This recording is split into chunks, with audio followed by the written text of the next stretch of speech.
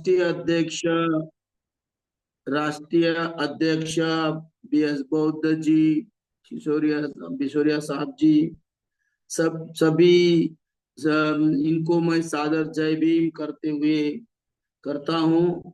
और आज के वेबिनार में के अध्यक्ष माननीय सुदेश तनवर जी, प्रदेश अध्यक्ष दिल्ली, और वाचनकर्ता माननीय एलपी अमृत बौद्ध जी, राष्ट्रीय सहायक आचार्य आरबीएम, और सभी वेबिनार में जुड़े साथियों को मैं सादर जय भीम, नमो बुद्धाय। आज ज्येष्ठ पूर्णिमा, उपोषण व्रत का दिन, और संत कबीर जी की जयंती के उपलक्ष्य में आप सबको हार्दिक बधाई देते हुए वाचनकर्ता माननीय एलपी अमृत बौद्ध जी, राष्ट्रीय सहायक आचार्य साहब से मैं अनुरोध करता हूँ कि वो अपना वाचन प्रारंभ करें। माननीय एलपी अमृत बौद्ध साहब जी। बहुत बहुत बहुत बहुत साधुवाद अच्छा, परम जय आदरणीय भीम। डॉक्टर आनंद भालेराव साहब, आपने मुझे याद किया। मैं आपकी हाजिरी में उपस्थित हो गया हूँ।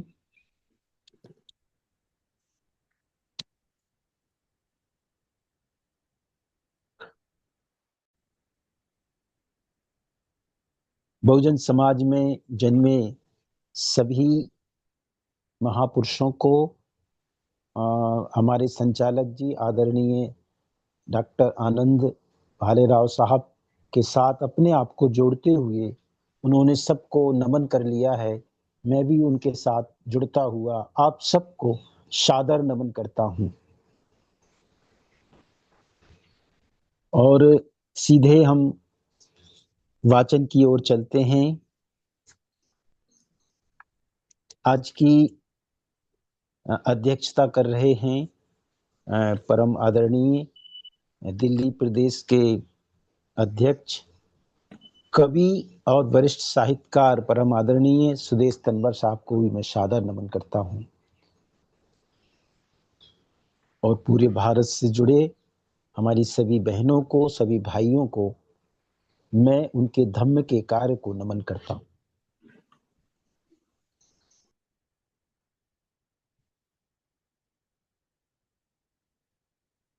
आपका तथागत बुद्ध और उनके धम्म, तथागत बुद्ध और उनका धम्म, इस पावन और पवित्र धम्म ग्रंथ के वाचन में आप सबका अभिनंदन है।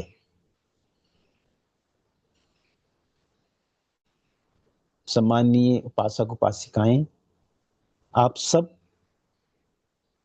विगत वर्षों से तथागत बुद्ध और उनके धम्म के वाचन से अवगत हैं। और यह श्रृंखला हमारे राष्ट्रीय बौद्ध महासभा के संस्थापक जी के द्वारा संचालित है।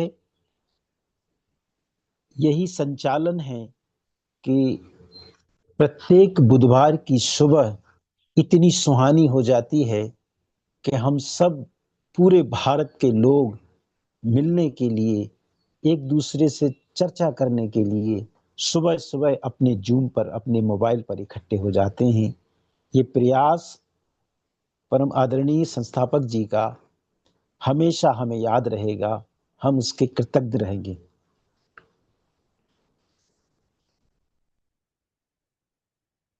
बोधिसत्व विश्वरत्न डॉक्टर बाबा साहब अम्बेडकर लिखते हैं, मैं थोड़ी सी एक भूमिका आप सबको बताऊं कि हमारे मन में कोई संशय ना बने। बाबा साहब लिखते हैं कि त्रिपिटक का मतलब है तीन पिटक।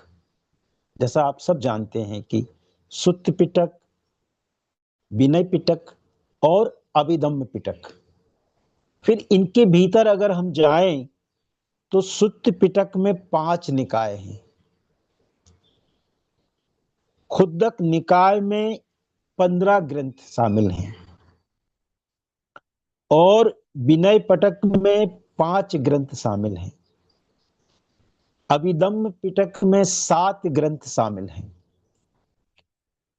तो बोधिसत्व बाबा साहब के हिसाब से ये अगर सभी ग्रंथों को हम योग करें तो ये लगभग हो जाते हैं 105 ग्रंथ। क्योंकि बाबा साहब लिखते हैं कि इन सभी ग्रंथों के पृथक पृथक अर्थ की ग्रंथ भी लिखे गए हैं, कथाएं भी लिखी गई हैं।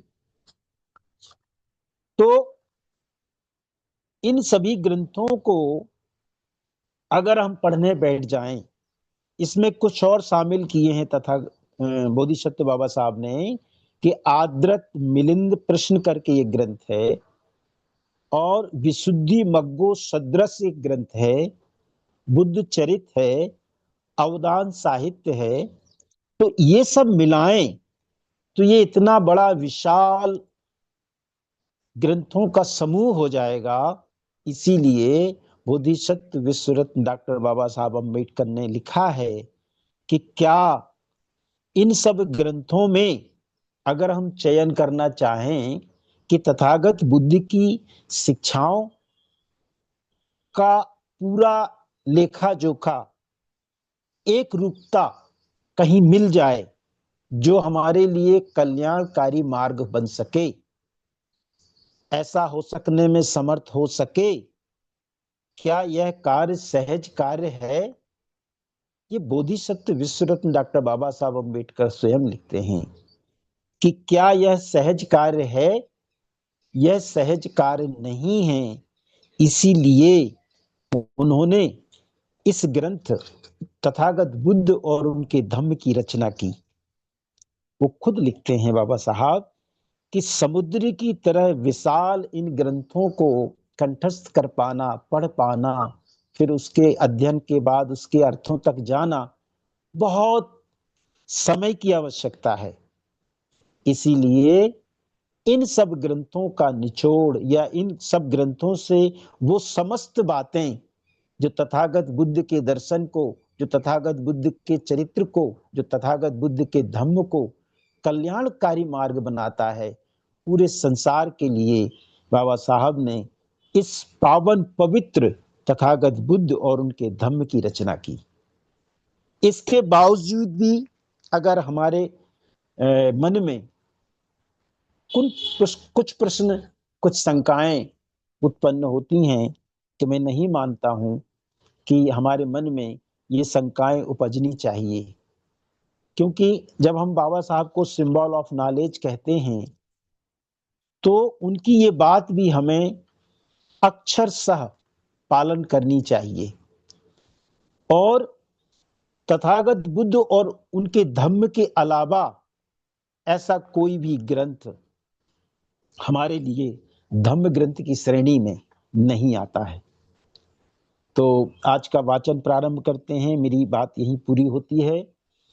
पिछले बुधवार को हमारी छोटी बहन रुचि आजाद जी ने वाचन किया और हमने सिद्धार्थ गौतम, उस छोटे बच्चे का जीवन दर्शन, तो हमने कुल का अध्ययन किया, कुल के बाद पूर्वजों को पढ़ा, पूर्वजों के बाद उनका जन्म कैसे हुआ, और उनके जन्म के बाद असित ऋषि का आगमन हुआ, और उसके बाद फिर जो उनकी माँ है महामाया जी का परिनिर्माण हो गया। परिनिर्माण के बाद उनकी बचपन और शिक्षा, यहाँ तक हमारा वाचन हो चुका है। और आज हमारा वाचन है आरंभिक प्रवृत्तियां। बोधिसत्व विश्व रत्न डॉक्टर बाबा साहब अम्बेडकर इसको इंग्लिश में लिखते हैं अर्ली ट्रेट्स। ट्रेट्स का मतलब होता है कि स्वभाव, ट्रेट्स का मतलब होता है कि प्रारंभिक स्वभाव, जिसको हम कहते हैं सामान्य भाषा में कि किसी व्यक्ति का नेचर कैसा है, प्राकृतिक स्वभाव। तो उस छोटे से बच्चे का, सिद्धार्थ गौतम का, जिसकी आयु 8 वर्ष है, उनके स्वभाव के बारे में बोधिसत्व विश्व रत्न डॉक्टर बाबा साहब अम्बेडकर लिखते हैं। आइए वाचन प्रारंभ करते हैं।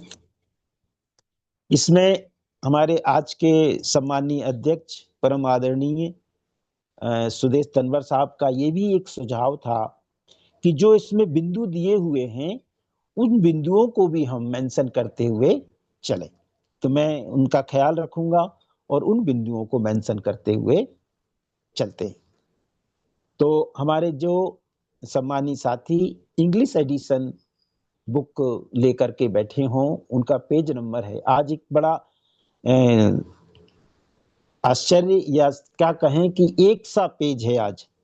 आज हमारी हिंदी बुक में भी पेज नंबर 10 और 11 में यह बात लिखी हुई है, और इंग्लिश एडिशन में भी पेज नंबर 10 और 11 में यह बात लिखी हुई है। अर्ली ट्रेट्स पेज नंबर 10 और आरंभिक प्रवृत्तियां पेज नंबर 10। नंबर 1, जब कभी वह अपने पिता की जमींदारी में जाते थे, वहां कृषि संबंधी कोई काम ना होता।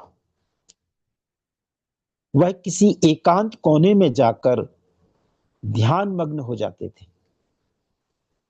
दूसरा, निसंदेह उन्हें सभी प्रकार की शिक्षा मिल रही थी, किंतु साथ साथ एक क्षत्रिय के योग्य सैनिक शिक्षण की ओर से भी उदासीनता नहीं दिखाई जा रही थी। नंबर 3, राजा शुद्धोधन को इस बात का ध्यान था कि कहीं ऐसा ना हो कि सिद्धार्थ गौतम में मानसिक गुणों का ही विकास हो और क्षत्रिय बल में पिछड़ जाए। ऐसा राजा शुद्धोधन के मन में एक ख्याल आया। नंबर 4, सिद्धार्थ स्वभाव से कारुणिक थे। उन्हें यह अच्छा नहीं लगता था कि एक आदमी दूसरे आदमी का शोषण करे। एक दिन अपने कुछ मित्रों सहित सिद्धार्थ गौतम अपने पिताजी के खेत पर गए। वहां पर उन्होंने देखा कि खेत में जो मजदूर खेत जोत रहे हैं, बांध बांध रहे हैं, किंतु उनके तन पर पर्याप्त कपड़ा नहीं है। जो उनके खेत में जो मजदूर काम कर रहे थे, उन मजदूरों के शरीर में कपड़ा नहीं था। और दूसरी बात वो उन्होंने देखी कि वो कपड़ा तो उनके शरीर में नहीं था, और इन्हीं दिनों जैसे गर्मियों के दिन थे, जैसे अभी बहुत तेज धूप चल रही है, इसी प्रकार उस तेज धूप में उनका शरीर सूरज की ताप से जल रहा था। ऐसा उस छोटे बालक ने, 8 वर्ष के सिद्धार्थ गौतम ने देखा कि उनके खेत में जो लोग काम कर रहे हैं, वो उनके शरीर में इतना कपड़ा नहीं है कि उनका शरीर पूरा ढक सके, और जो सूरज की गर्मी है उस ताप से उनका शरीर जल रहा है। नंबर 6, उस दृश्य का उनके चित्त पर बहुत गहरा प्रभाव पड़ा। जब सिद्धार्थ गौतम ने यह देखा तो यह दृश्य उनके मन में प्रभाव के साथ उनके भीतर बैठ गया।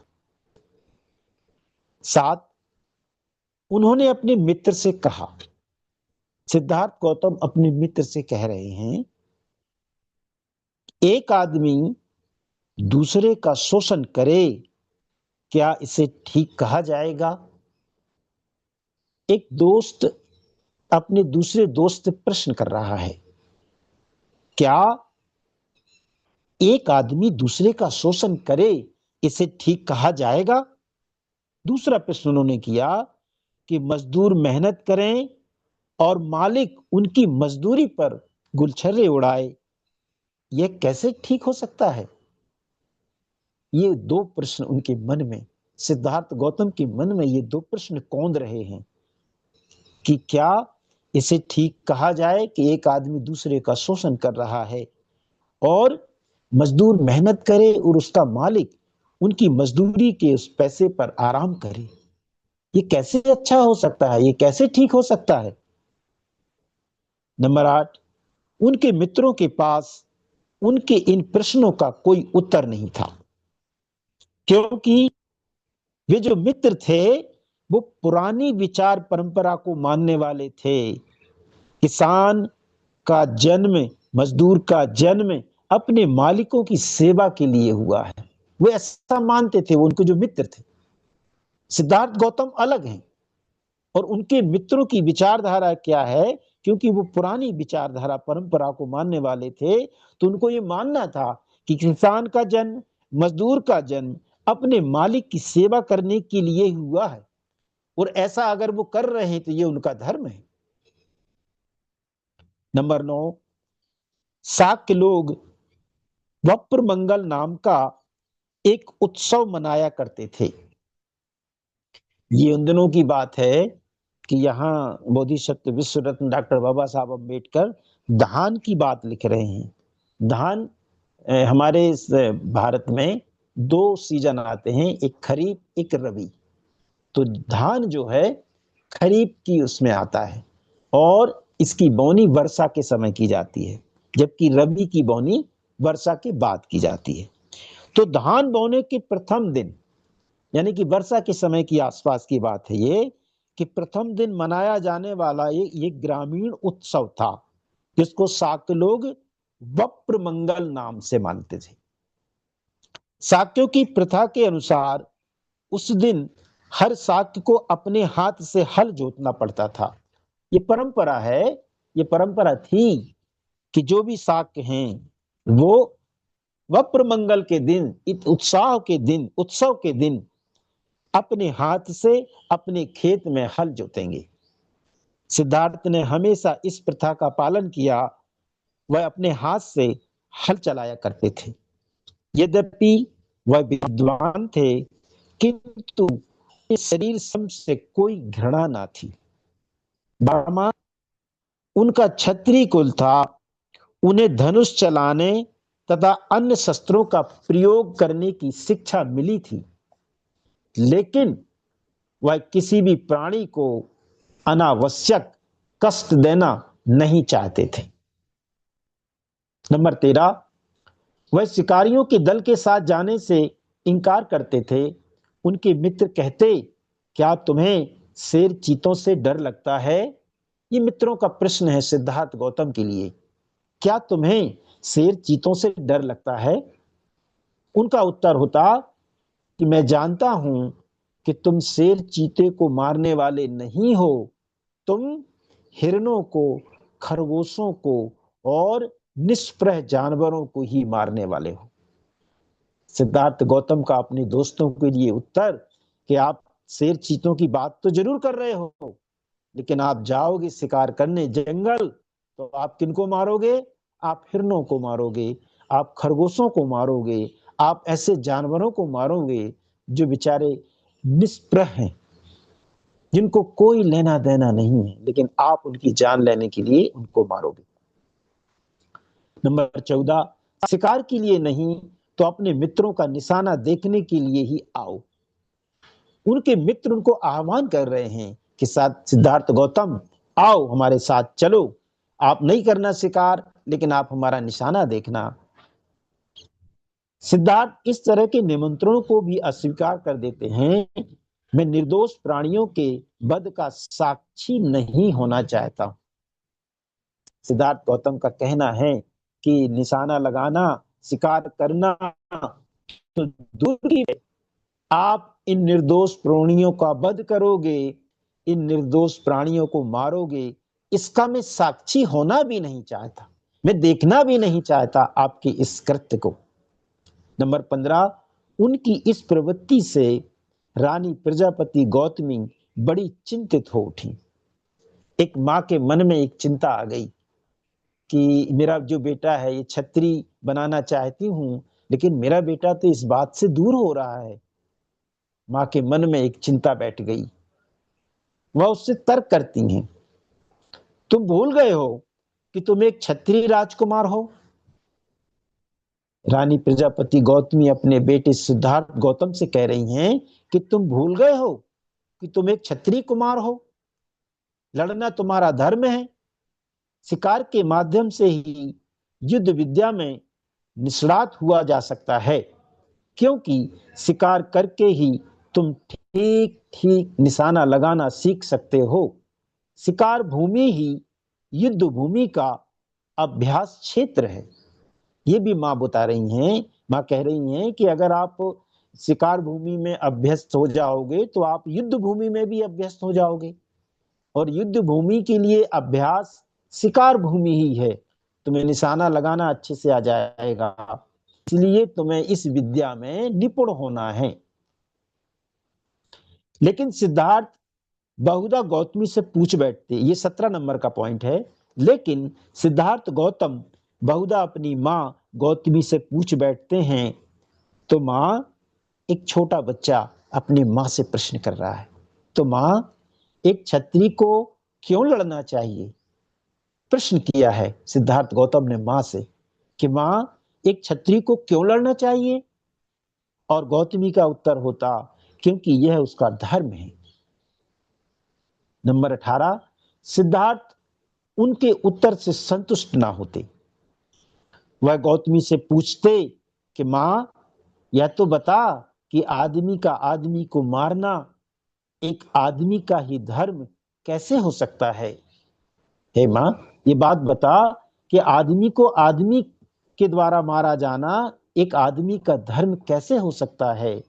गौतमी उत्तर देती, यह सब तर्क एक सन्यासी के योग्य हैं, लेकिन क्षत्रिय का तो धर्म लड़ना ही है। यह क्षत्रिय भी नहीं लड़ेगा तो राष्ट्र का संरक्षण कौन करेगा? रानी प्रजापति गौतमी सिद्धार्थ गौतम को, अपने बेटे को समझा रही हैं कि आपका यह धर्म है, यह क्षत्रिय धर्म है आपका लड़ना, और अगर क्षत्रिय नहीं लड़ेगा तो कौन लड़ेगा? और अगर क्षत्रिय नहीं लड़ेगा तो फिर इस राष्ट्र का संरक्षण कैसे होगा, कौन करेगा? फिर से सिद्धार्थ गौतम अपनी मां से बोलते हैं, 19 नंबर का यह पॉइंट है।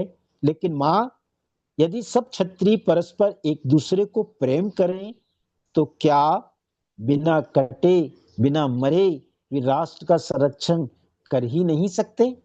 एक प्रश्न उस छोटे से बालक ने मां से किया कि मां, यदि सभी क्षत्रिय एक दूसरे से प्रेम करें और बिना किसी को अताहत किए, बिना किसी को हानि पहुंचाए इस देश का संरक्षण नहीं किया जा सकता? गौतमी निरुत्तर हो जाती। 20 नंबर, वह अपने साथियों को अपने साइटर लाने की प्रेरणा करते थे, उन्हें बैठने का ठीक ढंग सिखाते थे। सिद्धार्थ गौतम की प्रतिक्रिया अलग है। सिद्धार्थ गौतम अपने दोस्तों को ध्यान की बात सिखा रहे हैं, ध्यान कैसे बैठते हैं, कैसा ध्यान किया जाता है, उस तरफ उनका रुझान है।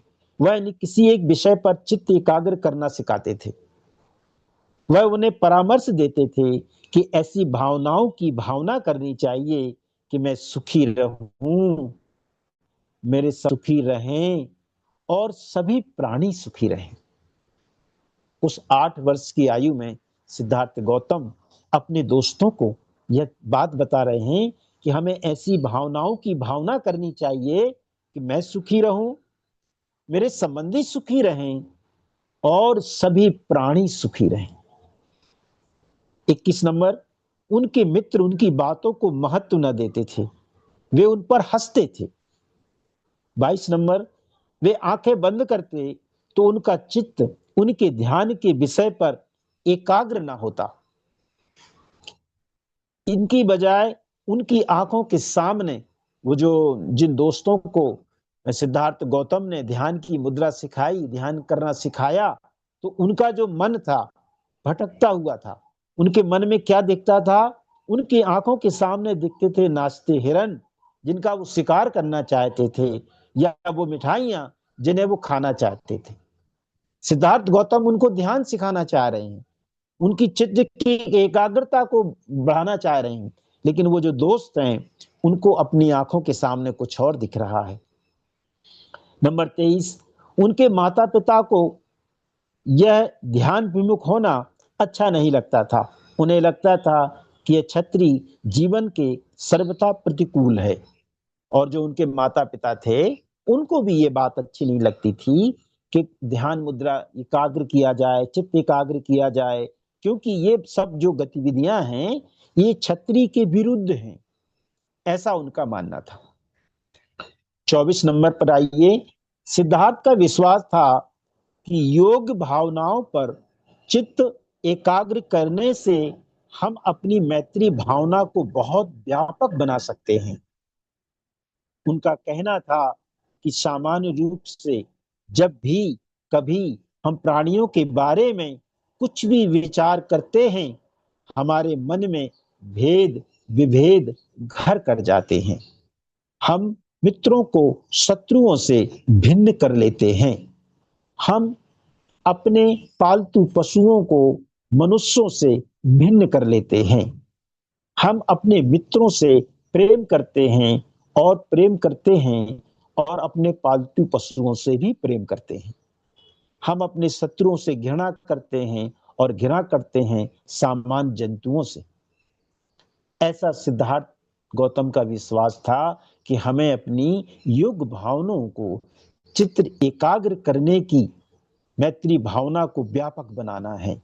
और वो किस हिसाब से बनाना है कि हमको अपने विचारों में जो मन के भेद विभेद हैं उनको भी सुधारना है, क्योंकि हम उनकी वजह से अपने मित्रों और शत्रुओं में भिन्नता पैदा कर लेते हैं।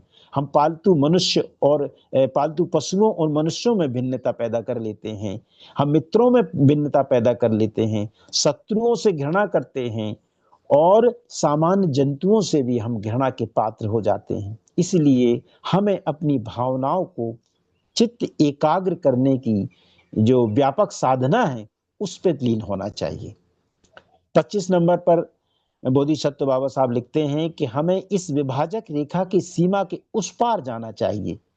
जो ये विभाजक रेखा हमने बनाई है, मित्र शत्रु अपना पराया, इन सब की बातों से हमको दूर होकर के भेद विभेद को खत्म करके इस सीमा को हमें पार करना है। हम यह कार्य तभी कर सकते हैं जब हम अपने ध्यान से इस व्यवहार जगत की सीमाओं को लांघ सकें। ये भी बोधिसत्व बाबा साहब लिखते हैं कि ये हम तब कर सकते हैं जब हम अपने ध्यान में व्यवहार जगत की जो सीमाएं हैं उनसे हम परे हो जाएं। 26 नंबर पर बोधिसत्व बाबा साहब लिखते हैं कि उनका बचपन करुणामय था। सिद्धार्थ गौतम का जो बचपन था वो करुणामय था। 27 नंबर पर आइए। एक बार वह अपने पिता के खेतों पर गए। एक वृतांत बोधिसत्व विश्वरत्न डॉक्टर बाबा साहब अम्बेडकर लिखते हैं कि एक बार सिद्धार्थ गौतम अपने पिता के खेतों पर गए। विश्राम के समय वह एक वृक्ष के नीचे लेटे हुए प्राकृतिक शांति और सौंदर्य का आनंद लूट रहे थे। उसी समय आकाश से एक पक्षी ठीक उनके सामने आ गिरा। पक्षी को तीर लगा हुआ था और वो तीर से बिधा हुआ था और उस तीर के बिधे होने के कारण वह पक्षी तड़प रहा था। 29 नंबर, सिद्धार्थ गौतम ने पक्षी की सहायता के लिए उठे, उनका तीर निकाला और उस पक्षी के जख्म पर पट्टी बांधी और पीने के लिए पानी दिया। अपने गोद में उस पक्षी को लेकर के अपनी चादर के भीतर छिपा करके सिद्धार्थ गौतम ने अपनी छाती की गर्मी उस पक्षी को पहुंचाई। तब वह पक्षी थोड़ा सा सामान्य हुआ।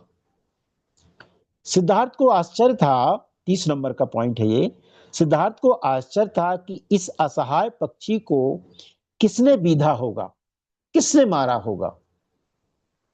इस निर्जीव प्राणी को ऐसा कौन सा व्यक्ति है जिसने तकलीफ पहुंचाई, जिसने परेशान किया है। शीघ्र ही उनका ममेरा भाई देवदत्त वहां पहुंचा। बोधिसत्व विश्वरत्न डॉक्टर बाबा साहब अम्बेडकर ने यहाँ कजन शब्द यूज किया है। तो उनका जो भाई था देवदत्त वहां पर पहुंचा। वह शिकार के सभी आयुधों से संपन्न था। उन्हें सिद्धार्थ से कहा, देवदत्त ने सिद्धार्थ से कहा कि उन्होंने उड़ते हुए पक्षी पर तीर चलाया था, पक्षी घायल हो गया था, कुछ दूर उड़कर वहीं आसपास ही गिरा था। उसने सिद्धार्थ से पूछा, क्या तुमने उसे देखा है? ऐसा देवदत्त ने सिद्धार्थ से कहा। 31 नंबर, सिद्धार्थ गौतम ने कहा हाँ, यह कहकर के उन्होंने स्वीकार किया और वह पक्षी भी उन्होंने दिखाया जो अब बहुत कुछ स्वस्थ हो चुका था। 32 नंबर, देवदत्त ने मांग की कि उनका पक्षी उन्हें दे दिया जाए। सिद्धार्थ गौतम ने इंकार किया। दोनों में घोर विवाद हुआ। 33 नंबर, देवदत्त ने कहा का कहना था कि शिकार के नियमों के अनुसार जो पक्षी को मारता है वही उसका मालिक होता है, इसलिए वही उसका मालिक है। 34 नंबर, सिद्धार्थ का कहना था कि यह आधार ही सर्वथा गलत है। जो किसी की रक्षा करता है वही उसका स्वामी हो सकता है। हत्यारा कैसे किसी का स्वामी हो सकता है। दोनों के बीच में जो विवाद है, देवदत्त और सिद्धार्थ गौतम, विवाद क्या है? देवदत्त का कहना है कि शिकार के नियमों के अनुसार जो पक्षी को मारता है वह उसका मालिक होता है, और सिद्धार्थ गौतम का कहना है कि जो किसी की रक्षा करता है वह उसका स्वामी होता है, वह उसका मालिक हो सकता है।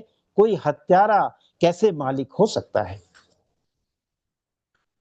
दोनों में से एक भी पक्ष झुकने को तैयार नहीं था। दोनों पक्ष अपनी अपनी मजबूती से अपनी अपनी बात कह रहे थे। तब यह बात मामला न्यायालय तक पहुंच गया कि इसका इसका जो निर्णय है वो न्यायालय के द्वारा किया जाएगा। न्यायालय ने सिद्धार्थ गौतम के पक्ष में निर्णय दिया।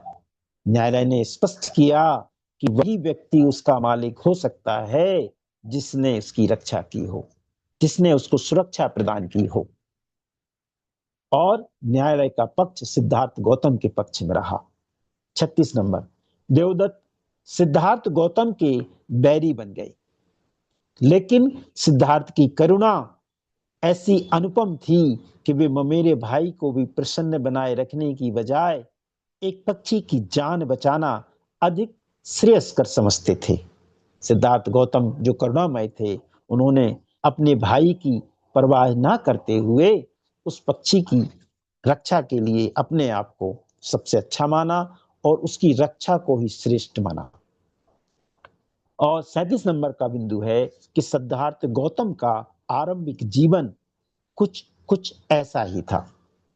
यहाँ बोधिसत्व विश्व रत्न डॉक्टर बाबा साहब अम्बेडकर लिखते हैं कि जो सिद्धार्थ गौतम का जो बचपना था, जो प्रारंभिक जीवन था, जो शुरुआत की उनके स्वभाव था, जिसको हम नेचर कहते हैं, तो जो स्वाभाविक नेचर है वह उनका करुणामय था। और इस का 8वां बिंदु हम आगे पढ़ने जा रहे हैं कि जिसका शीर्षक है विवाह, मैरिज। इसका पहला बिंदु, दंडपाणि नाम का एक साधक यशोदा की बेटी थी, अपने सौंदर्य के लिए प्रसिद्ध थी। नंबर 2, यशोधरा अपने 16 वर्ष में पहुंच गई थी और दंडपाणि को उनके विवाह की चिंता ने आ घेरा था। नंबर 3, प्रथा के अनुसार दंडपाणि ने अपने सभी पड़ोसी देशों के तरुणों को अपनी बेटी के स्वयंवर के लिए सम्मिलित होने के लिए निमंत्रण भेजा। नंबर 4, सिद्धार्थ गौतम के नाम भी एक निमंत्रण पत्र भेजा गया। नंबर 5, सिद्धार्थ गौतम का भी 16वां वर्ष पूरा हो चुका था। उनके माता पिता की भी शादी करने के लिए वैसे ही चिंतित थे जैसे कि यशोधरा माता पिता। नंबर 6, उन्होंने स्वयंवर में जाने और यशोधरा का पाणी ग्रहण करने को कहा। उन्होंने अपने माता पिता का कहना मान लिया। सिद्धार्थ गौतम के माता पिता जो राजा सुधोधन है, रानी गौतमी हैं, उन्होंने अपने बेटे से कहा कि आपको इस स्वयंवर में जाना चाहिए। सिद्धार्थ गौतम ने उनकी बात को स्वीकार किया और कहना मान करके वो चले। 7वां नंबर, आगत तरुणों में से यशोधरा ने सिद्धार्थ गौतम को ही चुना। जो सभी लोगों को जिनको आमंत्रित किया गया था दंडपाणि जी द्वारा, तो वो सभी जो युवक आए और सभी तरुणों में यशोधरा जी ने सिद्धार्थ गौतम को ही चुना। 8वां, दंडपाणि बहुत प्रसन्न नहीं थे। उन्हें उन दोनों के दाम्पत्य जीवन की सफलता में संदेह था। जब यशोधरा जी ने सिद्धार्थ गौतम को चुना तो उनके जो पिता थे दंडपाणि जी, उनके मन में उनको कोई प्रसन्नता नहीं हुई। उनको लगा कि यशोधरा ने सिद्धार्थ गौतम को क्यों चुना, क्योंकि यह तो साधु संगतों की अच्छी संगत में ये उन्हें लगता है कि सिद्धार्थ को तो साधु संतों की संगति ही अच्छी लगती है, उन्हें एकांत प्रिय है। वह एक अच्छे सफल गृहस्थ नहीं बन सकेंगे। कैसे बनेगा जिसका ध्यान संसार से विमुख हो रहा हो, साधु संतों की संगति की तरफ जिसका ध्यान हो। उनके मन में एक प्रश्न आया कि यह जो व्यक्ति है यह एक सफल गृहस्थ नहीं बन सकेगा। ऐसा ना हो कि यशोधरा के जीवन में कोई कष्टमय पल आ जाए। ऐसी चिंता लेकर के दंडपाणि जी चिंतित हैं। नंबर 10, यशोधरा सिद्धार्थ गौतम के अतिरिक्त और किसी दूसरे से विवाह नहीं करना चाहती थी। उन्होंने अपने पिता से पूछा, क्या साधु संतों की संगति को अच्छा समझना कोई अपराध है? यह प्रश्न एक बेटी ने अपने पिता से किया कि जो लोग साधु संतों की संगति करते हैं तो क्या कोई अपराध है ये? यशोधरा का ऐसा ख्याल नहीं था। नंबर 11, यशोधरा की मां को जब मालूम हुआ कि यशोधरा सिद्धार्थ गौतम के अतिरिक्त और किसी दूसरे से विवाह करना ही नहीं चाहती, उन्होंने दंडपाणि जी से कहा कि वो राजी हो जाएं और उन्हें राजी हो जाना चाहिए, और दंडपाणि जी राजी हो गए। नंबर 12, सिद्धार्थ गौतम के प्रतिद्वंदी निराश हो गए और बल्कि उन्हें यह लगा कि उनका अपमान हुआ है।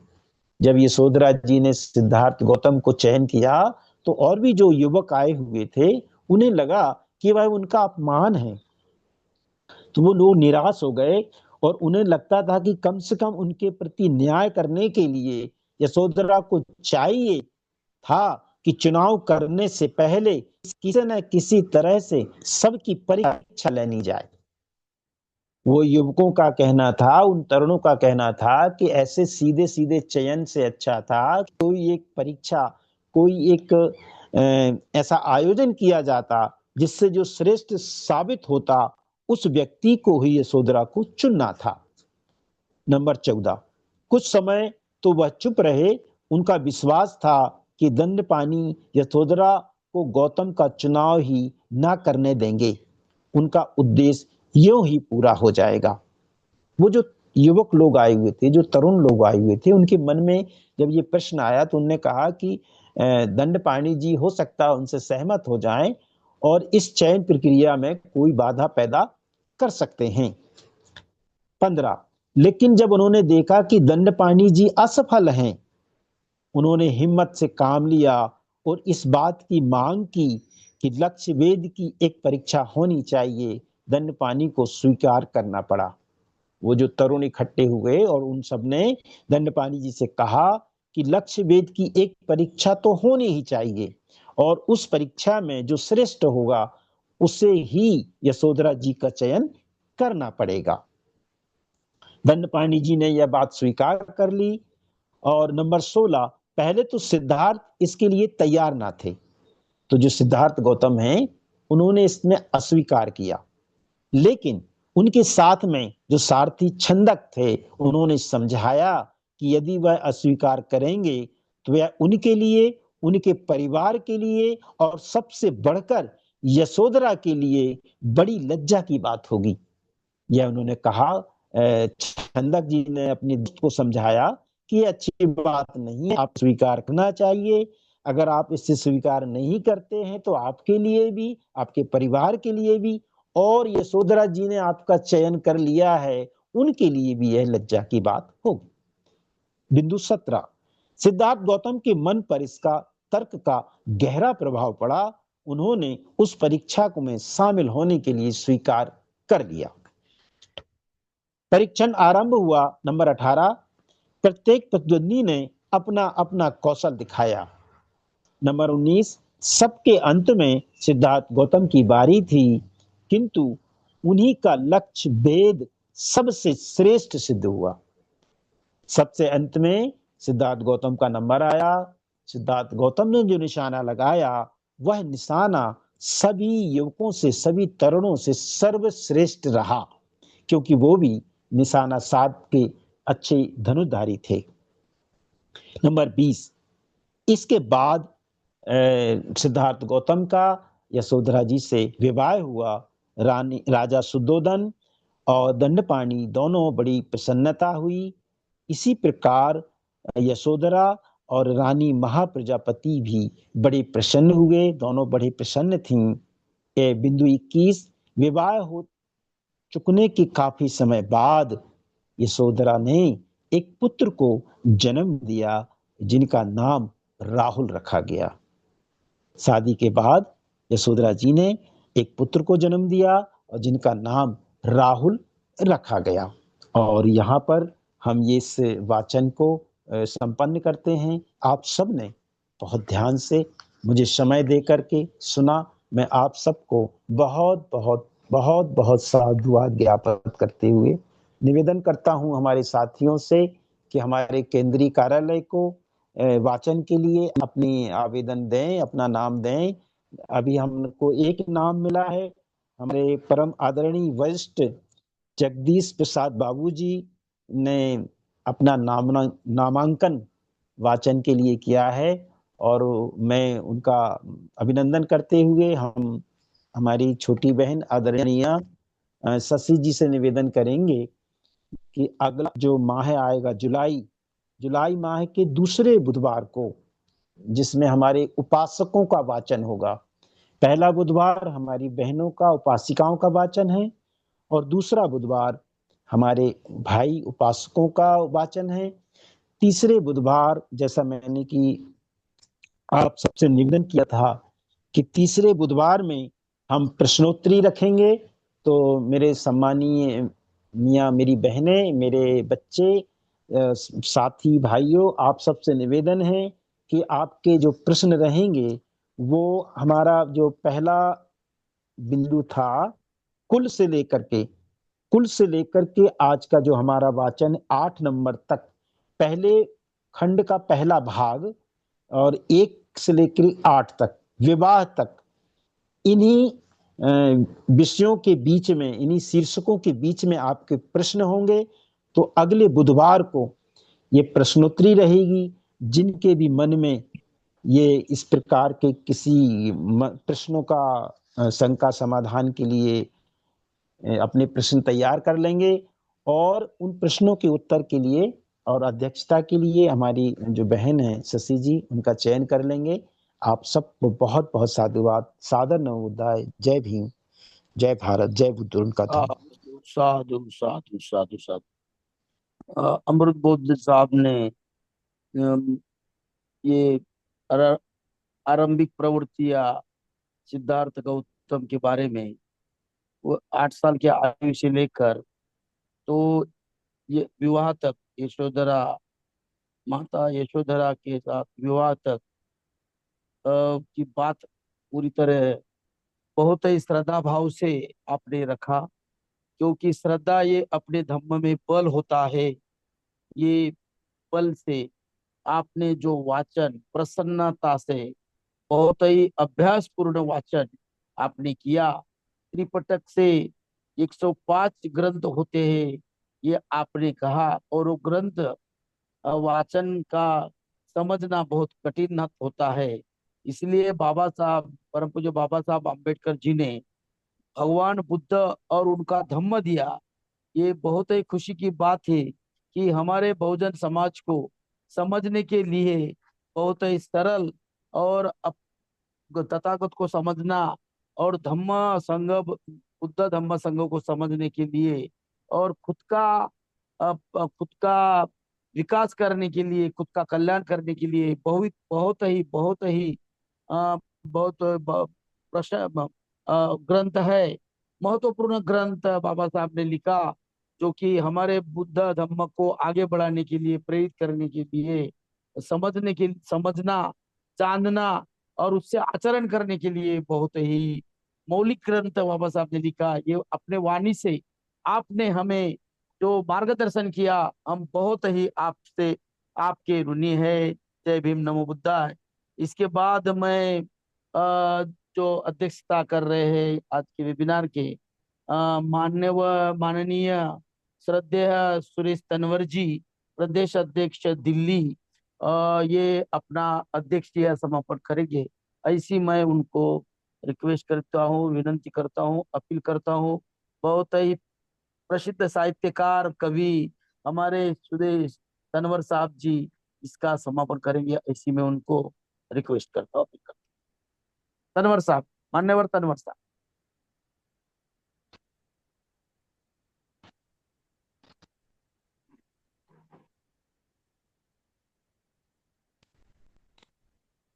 हेलो तनवर साहब है? सुदेश जी जी तनवर जी। जी जी यस जी, यस, जय भीम। Okay okay. साधुवाद डॉक्टर आनंद भालेराव साहब, आपने बहुत ही कुशल संचालन किया। आपको बधाई इस बात के लिए। आज की इस जूम मीटिंग में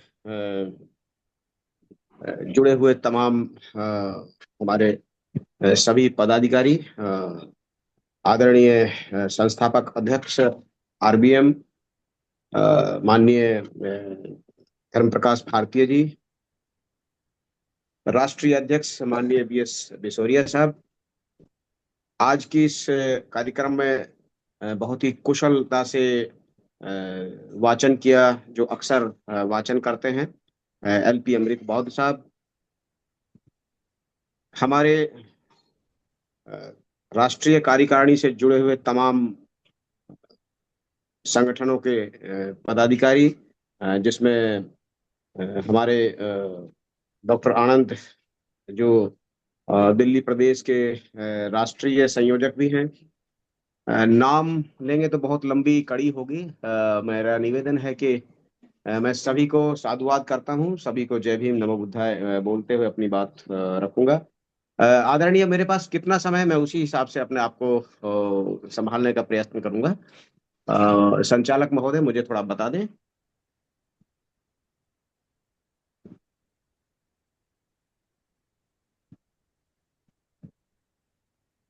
जी, 10-15 मिनट, 10-15 मिनट, हाँ, अभी तो 8 10 बज मिनट। चुके, 8 बज जी चुके जी हैं, 8-8:15 तक। जी जी जी जी। जी जी, और यस। आप सभी को बधाई। और वैसे आज पूरी परंपरा को नमन करते हुए, जो बाबा साहब मान्यवर काशीराम से लेकर और पीछे तक गई हुई, बुद्ध और बुद्ध से भी पीछे गई हुई सारी परंपरा को नमन करते हुए मैं अपनी बात रखूंगा। पहले तो मैं एलपी अमृत बौद्ध साहब को उनके सुंदर और श्रद्धावान वाचन के लिए बधाई दूंगा।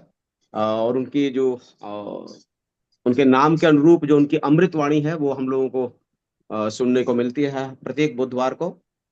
इस वाणी में मैं भी अपना योगदान देना चाहता हूँ। आदरणीय शशि जी अगर सुन रही हो, तो जब भी उनको लगे कि मेरा मैं वाचन का समय मैं लगा सकूं, तो मुझे बता सकती हैं। मैं अपना नाम सादर प्रस्तुत करता हूँ इस काम के लिए। दूसरा, मैंने अभी आपका जो वाचन सुना, ये भगवान बुद्ध और उनका धम्म, एक जो पुस्तक है, जो मूल रूप से बाबा साहब अम्बेडकर ने लिखी है, लेकिन उसका जो हिंदी रूपांतरण है, वो आप सभी जानते हैं कि हिंदी रूपांतरण हमारे जो अदंत आनंद कौशल्या। अनंत आनंद कौशल्यान साहब ने की थी। और वो उस जमाने के न केवल हिंदी के बहुत बड़े ज्ञाता थे, बल्कि उनका जब उनकी जीवनी पढ़ेंगे तो पता चलेगा कि वो बहुत बड़े विद्वान थे। और वो बौद्ध भिक्षु हो गए थे, इसलिए उन्होंने ये जिम्मा अपने सिर लिया। उनकी ये जो किताब है, मूल रूप से मैंने पिछली बार भी निवेदन किया था कि ये किताब भारतीय बौद्ध महासभा ने प्रकाशित की है। जब आप उसे पढ़ेंगे और दूसरी जब किताबों को पढ़ेंगे, तो थोड़ा थोड़ा अंतर उसमें दिखेगा, क्योंकि लोगों ने अपने अपने हिसाब से उनको एडिट किया है। कहीं सम्मान की दृष्टि से उनमें एडिशन किया है, कहीं उनमें शब्दों को आगे पीछे किया है। तो एक तो मेरा निवेदन यह है कि हम एक रूपता के लिए कोई एक किताब चुन लें, जिसको हम लोग पढ़ें। दूसरा, मैंने माननीय बौद्ध साहब को, अमृत बौद्ध साहब को ये निवेदन किया था कि आप केवल चैप्टर का नाम लें, और उसके बाद जो उसके प्रखंड हैं, जो उसके सब पैराज हैं, उनका नाम ले। और बाकी पैरा लेने की के नंबर गिनने की जरूरत नहीं है, ये सिर्फ रेफरेंस के लिए है। मान लीजिए हम किसी को रेफरेंस दे सकते हैं, तो हम बताएंगे कि ये फला चैप्टर का फला प्रखंड का फला पैरा है। ये पैरे के रूप में बाबा साहब ने अपनी इस किताब में दिया है। तो वो पैरा, आज जैसे हम सुन रहे थे, तो वो पैरे जो है बार बार उसका एक तरह से अवलोकन कर रहे थे, एक तरह से उसका वाचन कर रहे थे, तो वो व्यवधान सा पैदा हो रहा था। तो मैंने निवेदन ये किया है कि वो पैरे का जिक्र ना किया जाए, सिर्फ अध्याय का जिक्र करे और उसके प्रखंडों का जिक्र करे। जैसे आज जो प्रखंड है वो विवाह और 7 नंबर पे जो था आरंभिक प्रवृत्ति है, ये 7 नंबर पे है, और विवाह 8 नंबर पे। अब अगला जो होगा वो पुत्र के संरक्षण के लिए पिता की योजना। ज्यादा से ज्यादा हम पुस्तक का जो पेज नंबर है वो हम दिखा सकते हैं, और अगर संभव हो तो इसको हम लोग जब हम सूचना दें, अगर वो सूचना में ही शामिल हो जाए, तो मुझे लगता है वो बहुत ज्यादा सहायक होगा इन सब चीजों में। दूसरा मेरा एक निवेदन है सभी से, राष्ट्रीय बौद्ध महासभा से, कि जिस प्रकार आप सुनते हैं, जब आप सुबह 5 बजे जब रेडियो खोलते हैं, तो उसमें हिंदू मैथोलॉजी की बहुत सारी कथाएं, बहुत सारी कहानियां, बहुत सारी चौपाइयां आती हैं। इसी कड़ी में सिखों ने एक बड़े प्रयास करके एक अमृतवाणी जो अमृतसर से आती है, वो 15 मिनट की होती है और सुबह 3:45 पे शुरू होती है। उसके लिए उन्होंने बहुत प्रयास किया, और प्रयास करने के बाद सरकार ने उनकी बात को माना। मेरा एक निवेदन है कि क्योंकि राष्ट्रीय बौद्ध महासभा पूरे देश का ही नहीं, दुनिया का एक महान संगठन बन रहा है और बनेगा भविष्य में, तो वो अभी से इस प्रक्रिया को शुरू करे कि बाबा साहब का वाचन या बुद्ध धम्म की 15 मिनट की कुछ शिक्षाएं वो अपने रेडियो से प्रसारित करने का की कोशिश करवाएं। इसके लिए हम जुट जाएं अभी से। हालांकि ये काम इतना आसान नहीं है, लेकिन फिर भी हमारे प्रयास अगर होंगे तो मुझे लगता है एक न एक दिन हम इस प्रयास में कामयाब होंगे। आप कल्पना करें कि अगर हमारी ये धम्म की जो वाचन की किताब है, बाबा साहब बुद्ध और उनका धम्म, या हम धम्म पद की यदि बात करें, अगर ये राष्ट्रीय स्तर पर रेडियो पर यदि प्रकाशित हो, रेडियो पर प्रसारित हो, तो हमारा काम जो है कितना आसान हो जाएगा। अब इसकी कल्पना करके ही हम लोगों को एक उत्सुकता जगती है। हालांकि देश धर्मनिरपेक्ष देश है, लेकिन जब वो अपनी चौपाइयां गा सकते हैं, तो हमारी ये किताब का वाचन क्यों नहीं कर सकते? ये सवाल आप उठाएं उनसे। दूसरी बात, मेरा निवेदन ये था, पहले भी मैंने 1-2 बार कोशिश की थी कि जब हम अपने कार्यक्रम को शुरू करते हैं, तो अक्सर आप देखते हैं कि हम शुरुआत में जब धम्म वंदना करते हैं, या बिल्कुल उसके अंत में जो हम सभ्य सत्ता करते हैं, तो हम सारे लोग मिलकर करते हैं। और जब करते हैं तो किसी भी की भी आवाज उसमें ना सुनती है, ना उसमें स्पष्ट होती है। तो ऐसा लगता है जैसे हम एक बेमेल खिचड़ी बना रहे हैं। मेरा ये निवेदन है राष्ट्रीय कार्यकारिणी से, और जो निर्णायक मंडल है वो इस बात पर विचार करे कि कोई एक व्यक्ति, मसलन जैसे संचालन आज संचालन कर रहे हैं, तो वो संचालन ही उस जिम्मेदारी को निभाए, और बाकी सब लोग बिल्कुल साइलेंस होकर उसको सुने। उदाहरण के लिए मैं एक छोटा सा उदाहरण दूंगा कि जब नमाज अदा होती है, तो आप सोचिए, कल्पना कीजिए कि एक व्यक्ति नमाज अदा करता है और बाकी सब लोग उसको फॉलो करते हैं। आप देखिएगा, आप जहाँ पे इस तरह के कार्यक्रम होते हैं, उस कार्यक्रम में आप महसूस करेंगे कि वो उन्होंने कितनी शिद्दत से उस चीज को अपने मन में ढालने की कोशिश की होगी। हालांकि ये परंपराओं से कुछ अलग हो सकता है, लेकिन समय के अनुसार परंपराएं बदलती भी हैं। ऐसा मेरा निवेदन है। आज का ये जो वाचन हुआ, इसमें बहुत ही सबने इसको सुना। और तीसरा मेरा एक निवेदन ये था कि जब हम इसमें देवदत्त के लिए एक ममेरे भाई की बात चली, बाबू साहब ने उसमें किताब में भी लिखा कि कजन ब्रदर था वो। उस समय ये परंपरा होती थी कि जब शादी विवाह होते थे, तो शादी विवाह में बहुत नजदीकी रिश्तों को भी शामिल किया जाता था। जैसे मसलन बुआ फूफा के जो बच्चे होते थे, उनका शादी भी अपने रिश्तों में होती थी बहुत आसानी से। ये बहुजन परंपरा थी। लेकिन कुछ लोगों ने बाद में इसको ये कहा कि ये तो मुस्लिमों की परंपरा है। जैसे मुस्लिमों में आप देखते हैं, ये मुस्लिमों की परंपरा नहीं थी, ये बहुजन परंपरा थी, ये इस देश की मूल परंपराएं थी। जिसको रक्त की शुद्धता के नाम पर कुछ लोगों ने इसको अलग रखने की कोशिश की है। ये अलग तरह का विचार है, लेकिन हम इस पर विचार करेंगे और शिद्दत के साथ आगे बढ़ेंगे, तो मुझे लगता है हम एक नई दुनिया और नए समाज का निर्माण कर पाएंगे। आज आपने मुझे अध्यक्ष के लिए मनोनीत किया, मैं इस बात का बहुत बहुत शुक्रगुजार हूँ। और आपको सभी को धन्यवाद देता हूँ, राष्ट्रीय कार्यकारिणी से लेकर, और सभी आप लोगों ने सुना। हमारे बीच कई ऐसे बहुत बड़े विद्वान हैं, जैसे मैं अक्सर अपने जगदीश बाबू जी से जब संवाद करता हूं, तो उनका जो ज्ञान है वो अप्रतिम ज्ञान है। ऐसे हमारे बहुत सारे लोग हैं। मैं किसी को छोटा बड़ा करने की कोशिश नहीं कर रहा हूं, लेकिन ये जो ज्ञान है, ये इसका सबको समाज को जितना ज्यादा हो सके फायदा मिल सके, हम उस पर काम करें। मुझे लगता है कि अगर हम उस पर काम करेंगे, तो हम लोग बहुत ज्यादा सक्रिय होकर काम कर पाएंगे। सुबह सुबह का जो समय होता है, सबको पता है, सब लोग व्यस्त रहते हैं, खासकर वे लोग जो कामगार लोग होते हैं। तो सुबह 7 से 8 का समय निकालना, ये अपने आप में बड़ा मुश्किल काम है, खासकर उन लोगों के लिए जो कामगार लोग हैं। इसमें हम देखते हैं कि हमारे युवा साथी बिल्कुल नदारद होते हैं। मैं पिछले लगभग साल भर से ही देख रहा हूँ कि जो युवा साथी हैं वो बिल्कुल भी कहीं दिखते नहीं हमारे कार्यक्रम में। तो हम लोग युवाओं के लिए एक अलग से कोई कार्यक्रम ऐसा निर्धारित करें जिसमें हम युवाओं को आकर्षित कर सकें, युवाओं को आगे बढ़ा सकें। तो मुझे लगता है कि धम्म के वचन में और धम्म की जो संस्कृति है, जिसको हम लोग लगातार एक बुद्ध की संस्कृति की ओर हम बढ़ रहे हैं, उस पर हम काम कर पाएंगे। एक मेरी चिंता है, बहुत शिद्दत के साथ मैं उससे कहना चाहूंगा कि जब हम इसमें बुद्ध और उनका धम्म के वाचन की बात करते हैं, तो बुद्ध का जो धम्म पद है, उसको भी किसी ना किसी रूप में शामिल करें।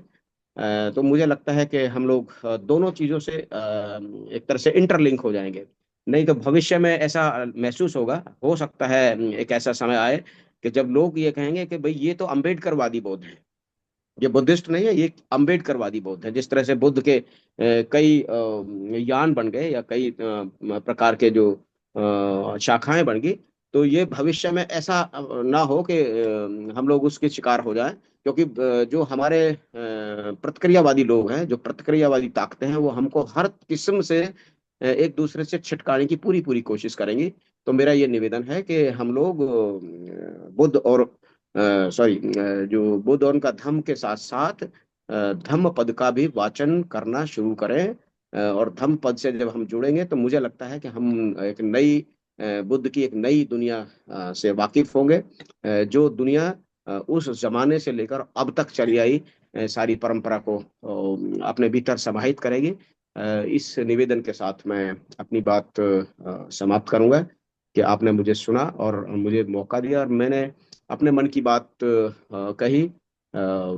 संभव हो सके तो इन बातों को आप जितना हो सके आप विचार करें, और अगर इस पर कोई खुली चर्चा भी करना चाहें, तो उससे खुली चर्चा करने के लिए भी हम लोगों को समय निकालना चाहिए। मैं आदरणीय अध्यक्ष जो हमारे बीएस बौद्ध साहब हैं, उनसे विशेष अनुरोध करूंगा कि अभी एक छोटी सी पुस्तिका हम लोग 26 जून के लिए प्रकाशित करने की राह में है। जो शाहू जी महाराज पर वो पुस्तिका होगी, लगभग 34 पेज की है, यानी कि जिसे हम प्रकाशन की भाषा में 2 फर्मे की किताब बोलते हैं। वो प्रकाशन में बस जाने वाली है। आदरणीय मोहनदास नमिश्राय, जो हम जिनको हम कई बार कहते हैं कि हमारे जो लेखक हैं, जो लेखक बंधु हैं, वो हमारे धम्म की तरफ या हमारे मिशन की तरफ कुछ थोड़ा थोड़ा भी योगदान करेंगे, तो हमारे राह आसान हो जाएगी। उन्होंने ये जिम्मा उठाया, और मैं व्यक्तिगत तौर पर और राष्ट्रीय बौद्ध महासभा की ओर से उनका बहुत शुक्रगुजार हूँ कि उन्होंने इस बीड़े को उठाने की सहमति दी। इसमें उन्होंने खुद ही बताया कि लगभग 10,000 रुपये का वो खुद ही दान किसी से करवाएंगे, और 10,000 रुपये मैंने उनको बोल दिया कि 10,000 रुपये का दान मैं दूंगा, व्यक्तिगत तौर पर दूं या किसी से कराऊं। तो वो पुस्तक का जो है 30 रुपए की उन्होंने मूल्य सुझाया कि 30 रुपए से इसका अधिक मूल्य नहीं होना चाहिए। मेरा निवेदन था कि अगर इसका मूल्य 50 रुपये होगा, तो चूंकि दूसरों को भी वो किताब जाएगी तो वो आपसे मूल्य पर नहीं ले पाएंगे, इसलिए उसका 50 रुपये यदि मूल्य हो तो वो किताब 1,000 के उसमें छपेगी संख्या में। लेकिन हम उसको ज्यादा संख्या में भी छाप सकते हैं। अभी जो 26 जून को जो साहू जी महाराज की जो जयंती आ रही है, उस जयंती का ही ये हिस्सा है। और इसी तरह से और बहुत सारी पुस्तकें हम लोग राष्ट्रीय बौद्ध महासभा की ओर से छापने का प्रयास करेंगे, जिसमें हमारे तमाम जो महानुभाव हैं, जो तमाम जो हमारे महापुरुष हैं, उनकी पुस्तकें छपेंगी तो वो जन जन तक पहुंचेंगी। मुझे लगता है कि वो एक बहुत ही कारगर साबित होगा हमारे लिए। मेरा निवेदन है कि ये जो भारतीय बौद्ध महासभा से प्रकाशित जो ये पुस्तक है, भगवान बुद्ध और उनका धम्म, हम इसको बुद्ध और उनका धम्म के नाम से भी चाहें तो भविष्य में प्रकाशित कर सकते हैं, या चाहे तो किसी के साथ संपर्क करके इस किताब को राष्ट्रीय बौद्ध महासभा के बैनर तले ही छपवा सकते हैं। तो मुझे लगता है कि हमारा कारवा और बहुत तेजी से आगे बढ़ेगा, ऐसा मेरा विचार है। आपने मुझे सुना, मैं आपका बहुत साधुवाद करता हूँ। जय भीम, नमो बुद्धाय। धन्यवाद। साधु साधु साधु। तनवर साहब ने अपनी बातें मार्गदर्शन के रूप में रखकर हमें लाभान्वित किया है। बहुत ही सरल और अभ्यास पूर्ण, जो कि जो समझता है वो करना चाहिए, और धम्म के प्रगति हो, ऐसे विचार साहब ने रखे, उसका मैं शुक्रगुजार हूँ, साधुवाद देता हूँ। और इसके बाद हम समापन गाथा लेंगे। बराबर है सर? तनवर सर, समापन गाथा ले। बिल्कुल समापन कराइए। ओके। तब्बे सत्ते सत्ता सुखी हो, तब्बे ओम सुचखे मिनो, तब्बे सबे वत्राणि भद्राणि पश्यन्तु, पश्यन्तु मा कंचित कञ्चित् समागमः, दुःखमागमः। तब्बे सत्ता सबे सुखी सता हो, सुखी होन्तु। तब्बे ओम सबे सुचखे होतु मिनो, सुखेमिनो। तब्बे सबे वत्राणि भद्राणि पश्यन्तु, पश्यन्तु मा मा कंचित कञ्चित् समागमः, दुःखमागमः। तब्बे सबे सत्ता सता सुखी सुखी हो, होन्तु। तब्बे सबे ओम होतु सुचखे मिनो, सुखेमिनो। तब्बे सबे वत्राणि भद्राणि पश्यन्तु, पश्यन्तु मा मा कञ्चित् कंचित् दुःखमागमः। समागमः। साधु साधु साधु साधु साधु। साधु। नमो बुद्धाय, नमो धम्माय, सभी को नमो नमो बुद्धाय, जय संघाय। भीम। जय भीम। सभी को नमो बुद्धाय, जय भीम। नमो सभी बुद्धाय को जय नमो भीम। बुद्धाय, जय भीम। जय सभी को भीम। नमो सादर जय सादर भीम, जय नमो भीम, नमो बुद्धाय। बुद्धाय। सभी को बुद्धाय। सादर जय सादर भीम, जय नमो भीम, नमो बाबूजी बुद्धाय। जय भीम, सादर नमो जय भीम, नमो बुद्धाय। बुद्धाय। सभी को जय भीम, सबका नमो मंगल बुद्धाय। हो, सबका मंगल हो, सबका सभी को सबका जय भीम, मंगल नमो हो। बुद्धाय। जय भीम, नमो बुद्धाय। नमो बुद्धाय। जय भीम, नमो जय बुद्धाय। भीम, नमो बुद्धाय। सभी नमो बुद्धाय, सम्मानित साथी को जय भीम, नमो बुद्धाय। जय भीम, नमो बुद्धाय। बुद्धाय, जय भीम। जय भीम, नमो बुद्धाय। जय भीम, नमो बुद्धाय।